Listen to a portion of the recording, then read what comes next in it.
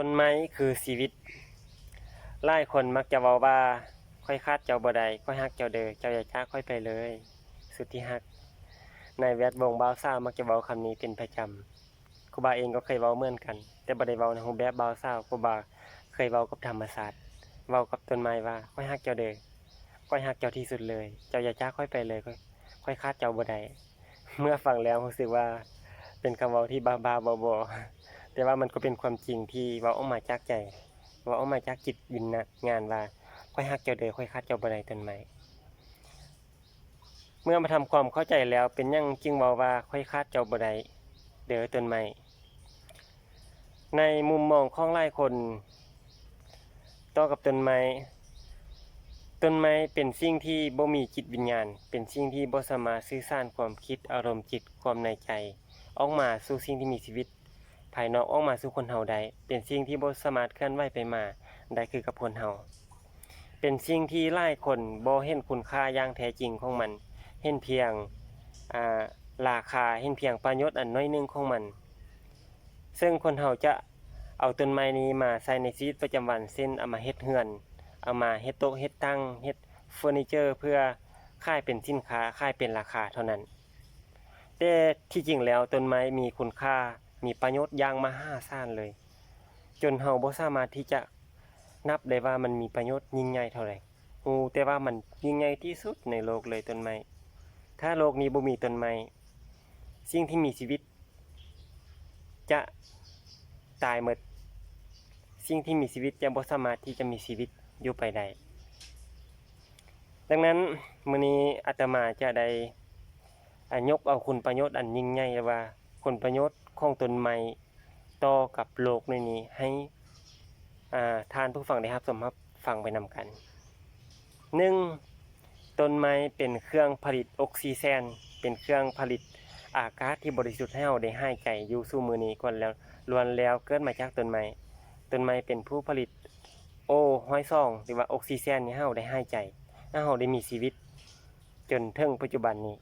ย้อนมาเกิดมาจากต้นไม้ 2. ต้นไม้เป็นเครื่องดูดซับพลังงานดูดซับมวลสารเคมีหรือว่าดูดซับมลพิษกัมมันตภาพรังสีสารเคมีฝุ่นละอองหรือควันต่างๆที่เป็นอันตรายต่อสุขภาพของคนเฮาต้นไม้เป็นผู้ดูดเอาธาตุเหล่านี้เข้ามาแล้วก็มาแปรรูปผลิตออกซิเจนออกมาได้ให้คนเฮาได้หายใจให้สิ่งที่มีชีวิตได้หายใจและได้มีชีวิตสืบต่อไป 3. ต้นไม้เป็นเครื่องปรับดินปรับปรุงดินให้มีความอุดมสมบูรณ์ปรับปรุงดินให้มีปุ๋ยที่อุดมสมบูรณ์ต่อพืชเมื่อเปรียบเทียบปุ๋ยที่ต้นไม้สร้างขึ้นมากับปุ๋ยเคมีที่คนเฮาผลิตขึ้นมานั้นมันแตกต่างกันยิ่งใหญ่มหาศาลเพราะว่าปุ๋ยที่คนเฮาสร้างขึ้นมานั้นเป็นปุ๋ยที่มีอันตรายต่อสุขภาพของคนเฮาส่วนปุ๋ยที่ต้นไม้สร้างขึ้นมาเป็นปุ๋ยที่บ่ได้มีอันตรายจักน้อยต่อคนเฮาเลยซ้ำบ่นำยังมีคุณค่ามีสารอาหารมีปุ๋ยที่มีประโยชน์ต่อพืชหลายกว่าปุ๋ยที่คนเฮาผลิตออกมาหลายล้านเท่า 4. ต้นไม้เป็นเครื่องดูดซับหรือว่าดูดซับความเป็นกรดของน้ำดูดซับมวลสารที่เป็นหรือว่าสารพิษอยู่ในน้ำให้จางหายออกไปจากน้ำให้น้ำกลายเป็นน้ำที่บริสุทธิ์และซึ่งมีผลประโยชน์ต่อสิ่งที่มีชีวิตอยู่ในน้ำและเทิงบกเช่นก็คือคนเฮาได้เอาน้ำมาล่อเลี้ยงร่างกายให้มีชีวิตสืบต่อไป 5. ต้นไม้เป็นเครื่องปรับปรุงดินหรือว่าปรับดินให้มีความชุ่มชื้นอยู่ตลอดเวลาซึ่งเราจะเห็นว่าบ่อนใดที่มีต้นไม้หลายๆสถานที่นั้นจะเป็นที่อุดมสมบูรณ์อากาศเย็นสบายสดชื่นแล้วก็สภาพแวดล้อมดีมีความงดงามซึ่งเฮ็ดให้สถานที่นั้นบ่เป็นที่แห้งแล้งข้อดีของมันคือว่ามันเฮ็ดให้โลกนี้บ่มีภัยแห้งแล้ง 6. ต้นไม้เป็นเครื่องดูดเอาน้ำลงสู่ดินในเวลาที่มีฝนตกหลายๆหรือว่าฝนตกนิดนึงก็ตามต้นไม้มันจะดูดเอาน้ำนี้ลงไปสู่พื้นดินเพื่อบ่ให้ เกิดอุทกภัยหรือว่าเกิดภัยน้ำท่วมขึ้นมาซึ่งเฮาจะเห็นอยู่ในสังคมลาวเฮาเมื่อปีผ่านมาก็คือปี2019น้ำท่วมทุกภาคทุกแห่งทั้งภาคใต้ภาคเหนือภาคกลางล้วนแล้วที่ท่วมหมดสาเหตุก็เกิดมาจากการตัดไม้ทำลายป่าหลายเกินไปเมื่อเฮาตัดไม้ทำลายป่าหลายเกินไปต้นไม้อยู่ในประเทศลาวเฮานี้มันมีน้อยลงหรือเวลาฝนตกลงมาน้อยนึงแต่ว่า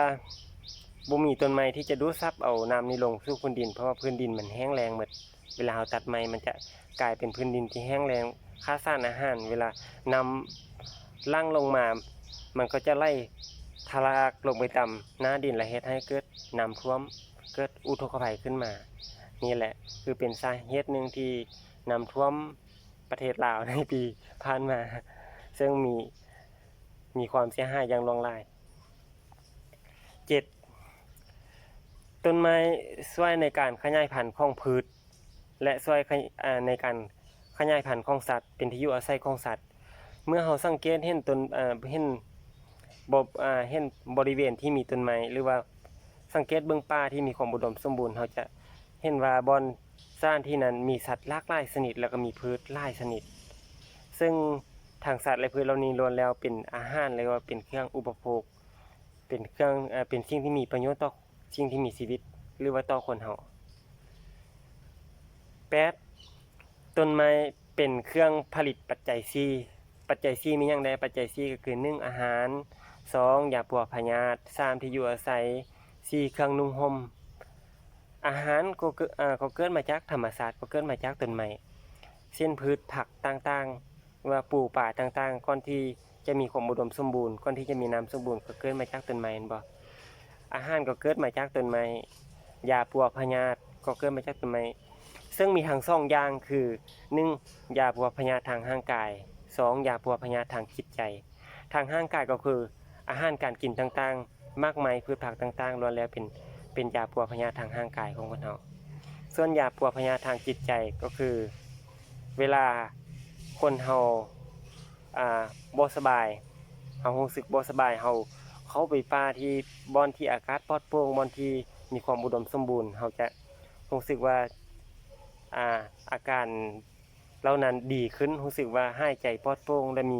มีความสุขมีความสบายขึ้นอันนี้ก็คือว่ามันสามารถรักษาจิตใจของคนเราให้มีความสุขให้มีความสบายขึ้นนี่แหละต้นไม้จึงกลายเป็นสิ่งที่มีคุณประโยชน์อย่างล่วงหลายภายมากแต่ว่าคนส่วนหลายอยู่ในโลกนี้อยู่ในสังคมต่างๆโดยเฉพาะสังคมลาวนี่เห็นต้นไม้เป็นเพียงสิ่งที่มีราคาหลายกว่าคุณค่าแท้ที่จริงแล้วราคาเป็นสิ่งที่คนกำหนดขึ้นมาเองกำหนดขึ้นมาว่ามันมีเท่านั้นซึ่งมันบ่มีคุณประโยชน์หรือว่าบ่มีคุณค่าต่อคนเฮาหลายเท่ากับสิ่งที่มีคุณค่า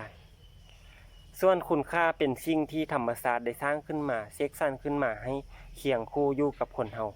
เป็นสิ่งที่มีคุณประโยชน์เกื้อกูลอุดหนุนชีวิตของคนเราให้ไปสู่สิ่งที่ดีงามซึ่งมันมีความแตกต่างกันอย่างสิ้นเชิงเลยอันนี้ข้อนี้เราควรจะพยายามทำความเข้าใจให้ละเอียดยิ่งขึ้นดังนั้นแล้วต้นไม้จึงเปรียบเหมือนชีวิตของเราเปรียบเหมือนลมหายใจของเราเพราะทุกสิ่งทุกอย่างที่เรามีชีวิตอยู่ฮอดมื้อนี้ล้วนแล้วเกิดมาจากต้นไม้ให้เรามาให้ชีวิตเรามาให้ลมหายใจเราซึ่งกงกับคำสอนของศาสนาพุทธที่พระพุทธเจ้าได้เทศนาไว้ว่าคนเฮาหรือว่ามนุษย์นี่เกิดมาจากธาตุ4ขันธ์5คำว่าธาตุ4ก็คือดินน้ำลมไฟแต่ว่าก่อนจะมีดินน้ำลมไฟที่อุดมสมบูรณ์นั้นก็เกิดมาจากการมีต้นไม้เป็นร่มโพร่มไทรเป็นเครื่องปรับสิ่งเหล่านี้ให้มีความอุดมสมบูรณ์ให้มีความพอดีพองามและความอุดมสมบูรณ์เหล่านั้นจึงก่อให้เกิดสิ่งที่มีชีวิตขึ้นมาคนเฮาก็เกิดมาจากความอุดมสมบูรณ์เหล่านั้นฉะนั้นแล้วในการดำรงชีวิตเฮาควรให้ความสำคัญต่อต้นไม้ควรรักษาสิ่งแวดล้อมอย่าไปตัดไม้ทำลายป่าเพราะว่าต้นไม้คือชีวิตของเฮาถ้าท่านยังมีชีวิตอยู่ต่อไปโดยความผาสุกความเย็น ท่านอย่าตัดไม้ทำลายป่าแต่จงช่วยกันปกปักรักษาช่วยกันพัฒนาช่วยกันปลูกช่วยกันส่งเสริมเพื่อให้มีต้นไม้หลายๆเพื่อให้ชีวิตของเรายืนยาวต่อไปเพราะว่าต้นไม้คือชีวิตของเราอาตมาภาพพระเพ็ญพันธวงศ์ขอให้ทุกท่านทุกคนมีชีวิตที่เต็มไปด้วยความสุข